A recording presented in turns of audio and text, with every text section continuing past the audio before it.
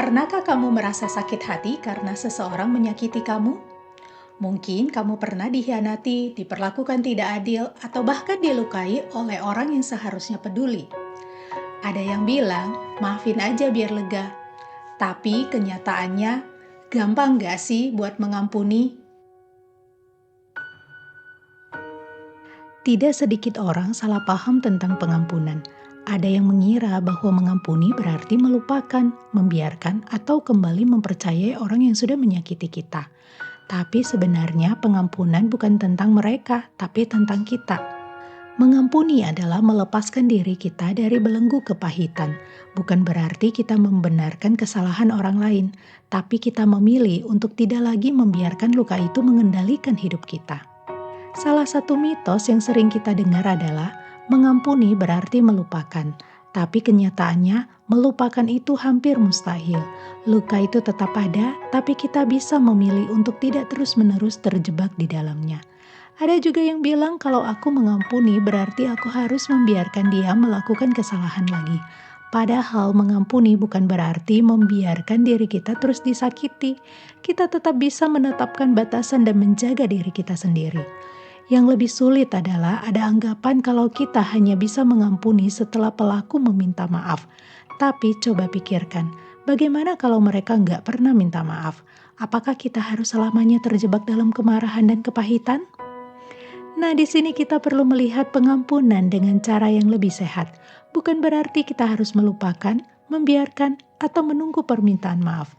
Tapi kita memilih untuk melepaskan diri dari beban luka itu demi kebaikan diri kita sendiri.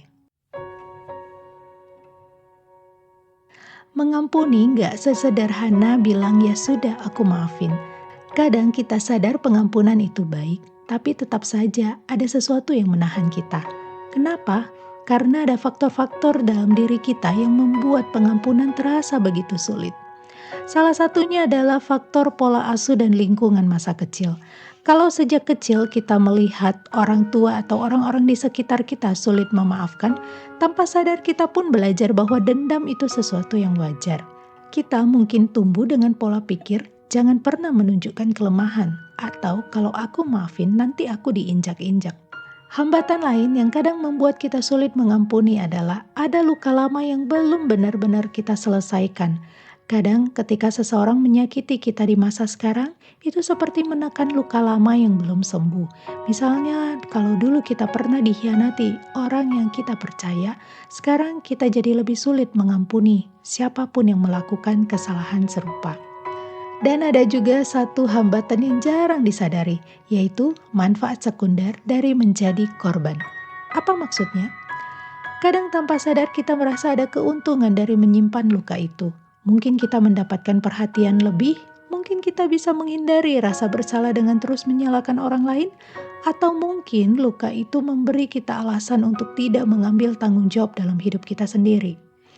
Tapi kalau kita terus terjebak dalam hal ini, siapakah yang paling rugi?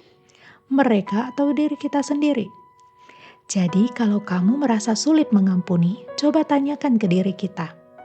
Apa yang sebenarnya menahan kita?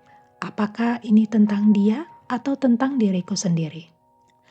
Mengampuni itu adalah proses, bukan keputusan instan. Menurut psikolog Roberts and Wright, ada 4 tahapan dalam pengampunan. Yang pertama, menyingkapkan kemarahan. Yang kedua, memutuskan untuk mengampuni. Yang ketiga, mengerjakan pengampunan. Yang keempat, menemukan makna pengampunan. 4 tahapan tersebut kita akan bahas dalam episode per episode di video-video berikutnya. Mengampuni bukan hal yang mudah. Luka yang dalam, rasa sakit, dan keadilan yang terasa belum ditegakkan bisa membuat kita ragu. Tapi ingat, Tuhan tidak pernah meminta kita mengampuni dengan kekuatan kita sendiri. Dia tahu betapa sulitnya melepaskan luka karena dia sendiri pernah disakiti, dikhianati, bahkan disalibkan. Tapi di tengah penderitaan itu, Yesus tetap berkata, "Bapa, ampunilah mereka." Pengampunan bukan berarti membenarkan kesalahan orang lain, tapi ini tentang memilih kebebasan, bukan kepahitan.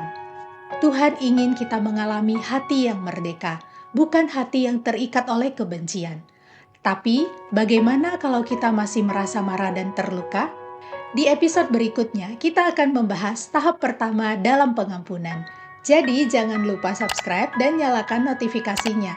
Dan bagikan video ini untuk menolong lebih banyak orang. Sampai jumpa di episode berikutnya. Tuhan Yesus memberkati.